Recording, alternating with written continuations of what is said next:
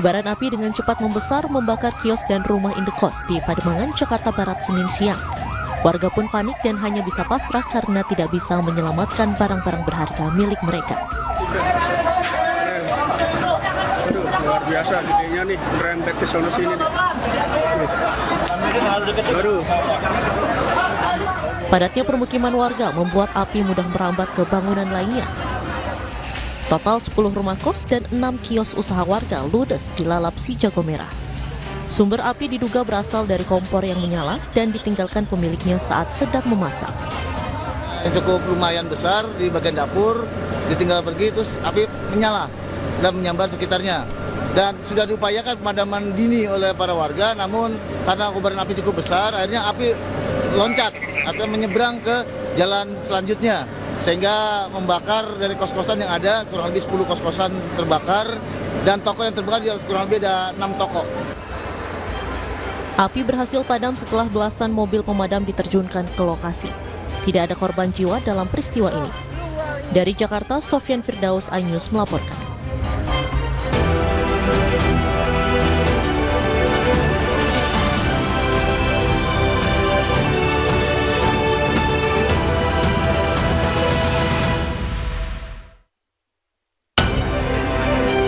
Kepala Badan Perlindungan Pekerja Migran Indonesia, Benny Ramdhani, diperiksa polisi terkait sosok T, pengendali judi online di Indonesia.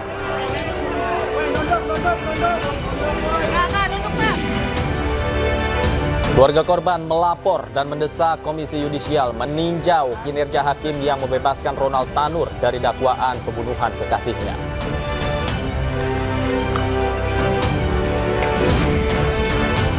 Mampukah 8 saksi yang akan dihadirkan di sidang membuat hakim mengabulkan peninjauan kembali Saka Tatal?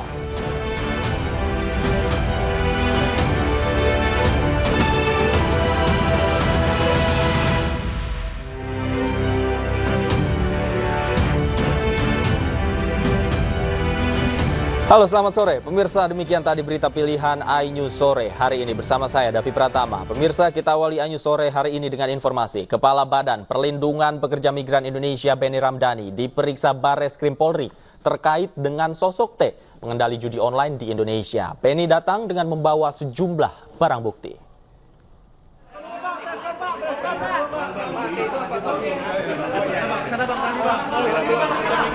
Benny Ramdhani memenuhi undangan klarifikasi dari Barreskrim Polri. Ia tiba di gedung Barreskrim Polri sekitar pukul 2 siang tadi. Benny yang didampingi kuasa hukumnya mengaku membawa sejumlah bukti terkait sosok berinisial T, pengendali judi online di Indonesia. Sebelum memasuki gedung Barreskrim, Benny yang diperiksa sebagai saksi enggan memberikan pernyataan lebih detail.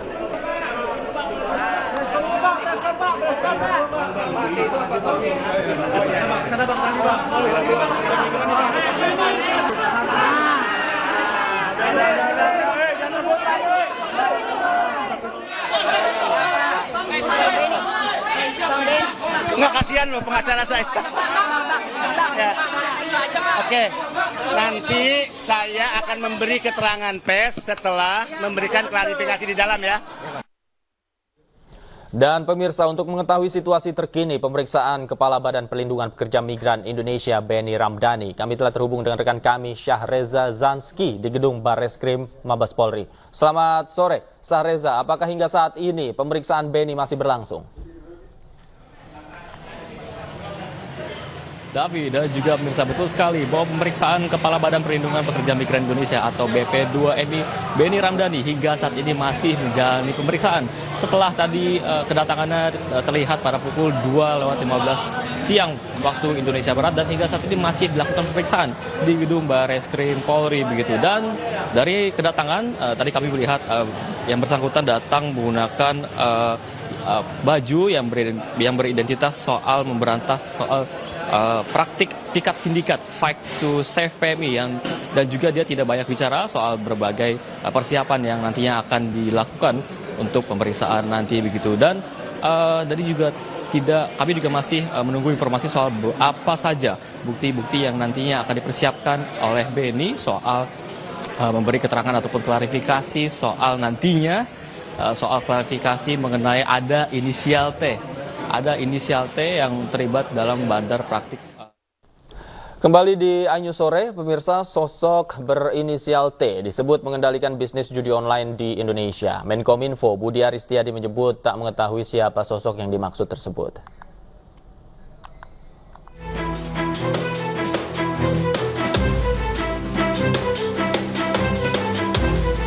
Praktik judi online di tanah air kian meresahkan. Dalam laporan transaksi mencurigakan yang dirilis PPATK, jumlah perputaran uang judi online hingga tahun 2024 tembus ratusan triliun rupiah. Belakangan berembus kabar bahwa praktik judi online di Indonesia dikendalikan oleh sosok bandar berinisial T. Sosok tersebut dinilai tak akan pernah tersentuh hukum. Kepala BP2MI Beni Ramdhani pertama kali mengungkapkan bahwa pengendali judi online di Indonesia berinisial T. Hal ini diungkapkan oleh Beni pada Kamis 25 Juli 2024. Ia bahkan mengaku pernah menyampaikan di rapat terbatas Agustus 2023 dengan Presiden.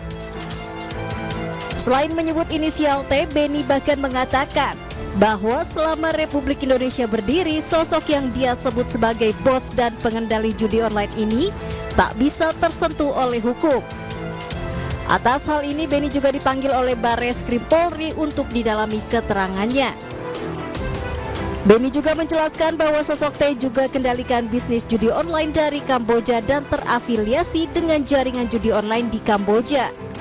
Hasil ini menurut Beni ia temukan saat ia melakukan penyelidikan tentang banyaknya WNI yang dipekerjakan secara ilegal di Kamboja. Dari sanalah dia mengetahui fakta-fakta yang ia sampaikan. Keterangan Beni ini baru disampaikan ke publik belakangan. Namun menurutnya, hal ini pernah disampaikan saat rapat bersama Presiden dan jajarannya 2023 lalu. Ia mengatakan saat itu Jokowi dan Kapolri kaget tentang sosok T. Untuk hal ini, saya menyatakan di depan Presiden, Panglima TNI dan Kapolri, sebetulnya sangat mudah untuk menangkap siapa aktor di balik bisnis judi online di Kamboja dan siapa aktor di balik scamming online. Saya cukup menyebut inisialnya T aja paling depan lah. Yang kedua saya nggak perlu sebut, dan ini saya sebut di depan Presiden. Sosok bandar berinisial T ini pun ramai diperbincangkan netizen di jagat media sosial. Bahkan kata kunci inisial T menjadi trending topik di media sosial X. Tim Liputan iNews melaporkan.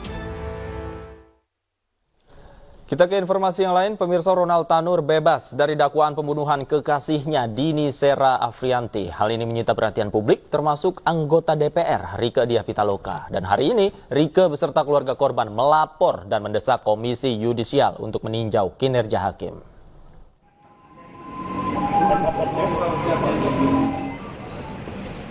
Keputusan hakim membebaskan Ronald Tanur yang sebelumnya didakwa melakukan pembunuhan terhadap kekasihnya Dini Sera Afrianti dianggap tidak adil. Ronald Tanur diduga merupakan anak mantan anggota DPR RI, menambah perhatian publik, termasuk diantaranya Rieke Diah Pitaloka, anggota DPR RI. Hari ini, Rieke bersama keluarga dan kuasa hukum dari korban hadir ke Komisi Yudisial untuk melapor dan mengusut tuntas ketidakadilan kasus ini.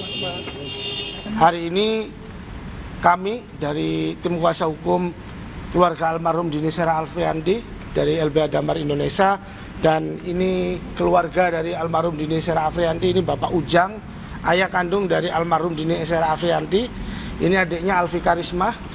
Kembali hari ini kita masih memperjuangkan keadilan di Republik Indonesia ini.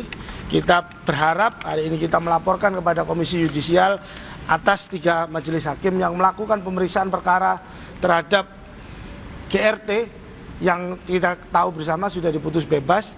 Semoga 3 majelis hakim itu segera dilakukan pemeriksaan dan segera dilakukan penindakan dari Komisi Yudisial.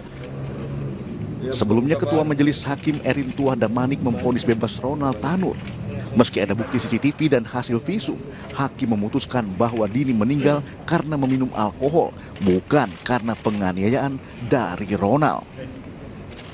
Dari Jakarta, Wenda Nura, Wildan Aulia iNews melaporkan. Pemirsa, karangan bunga kritikan atas vonis bebas Majelis Hakim Pengadilan Negeri Surabaya terhadap Gregorius Ronald Tanur semakin banyak menghiasi depan kantor Pengadilan Negeri Surabaya. Karangan bunga ini pun menjadi tontonan warga yang melintas.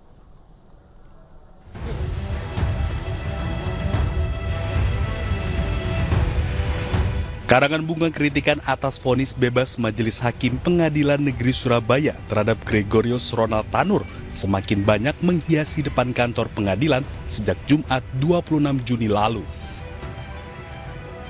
Karangan bunga ini pun menjadi tontonan warga yang melintas. Warga juga merasa prihatin atas putusan yang dinilai hanya berdasarkan tidak ada saksi yang melihat. Rasanya kan semua gitu ya. Manusia nggak masuk akal lah, kan membunuh itu. Paling nggak kan kalau pidana dilihat dari perbuatannya, gitu. Membunuh orang perbuatannya. Kok bisa bebas ya? Prihatin. Putusan itu dirasa tidak adil karena mungkin biasanya sempat baca karena salah satunya putusan itu kan hanya didasarkan tidak ada saksi. Itu yang saya dengar itu. Dari itu mungkin ini juga memang tidak bisa mempengaruhi putusan, tetapi setidaknya bahwa masyarakat itu peduli tentang hukum. Bagi masyarakat, kritikan berupa karangan bunga yang dikirimkan ke kantor Pengadilan Negeri Surabaya ini sebagai bentuk kepedulian masyarakat terhadap hukum di Indonesia. Dari Surabaya, Jawa Timur, Hari Tambayong, iNews melaporkan.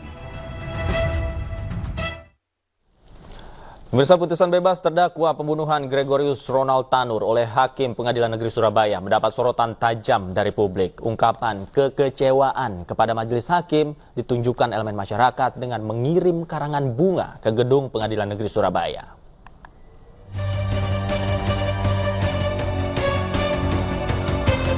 Putusan bebas Ronald Tanur dinilai janggal, bahkan tidak adil untuk keluarga korban. Hal ini memicu polemik di tengah masyarakat. Usai pembacaan putusan bebas, banyak kritik dilayangkan oleh masyarakat.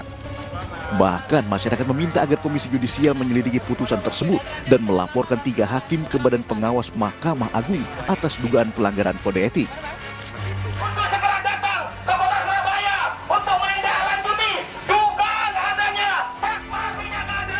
Setelah menjadi polemik, sejumlah elemen masyarakat menggelar aksi tabur bunga di depan kantor Pengadilan Negeri Surabaya. Aksi ini sebagai ungkapan rasa kecewa masyarakat terhadap putusan hakim yang dinilai jauh dari keadilan. Tuntutan kami dari Aliansi Madura Indonesia, warga Kota Surabaya, warga rakyat Indonesia meminta 3 majelis hakim dicopot. Karena ini sudah menampar rasa keadilan buat kami. Diproses, ya pastinya diproses. Karena kami juga sudah mengirim surat ke KY, ke KPK untuk segera menindaklanjuti atas putusan 3 majelis hakim tersebut. Sementara itu 3 hakim yang menjatuhkan vonis bebas kepada Gregorius Ronald Tanur, terdakwa kasus pembunuhan terhadap kekasihnya Dini Sera Afriyanti, Jumat kemarin mendatangi kantor Pengadilan Tinggi Jawa Timur. Namun Erin Tua Damanik selaku hakim ketua mengaku kedatangannya ke Pengadilan Tinggi Jawa Timur hanya untuk silaturahmi, bukan untuk pemeriksaan. Jangan saya yang jawab, Humas. Oh gitu. Oke, ya jangan saya. Nanti saya nggak objektif dong. Oh, ya. Humas ya, di Humas. Kami belum bisa memeriksa, belum bisa memeriksa, karena memang kan harus ada ini ya penugasan untuk memeriksa dari manapun. Kami tidak periksa. Kalau toh hakim pengadilan negeri datang ke pengadilan tinggi adalah sudah biasa. Hingga kini kritikan terhadap Pengadilan Negeri Surabaya terus bergulir. Warga berharap ada keadilan dalam hukum di Indonesia. Tim Liputan iNews melaporkan.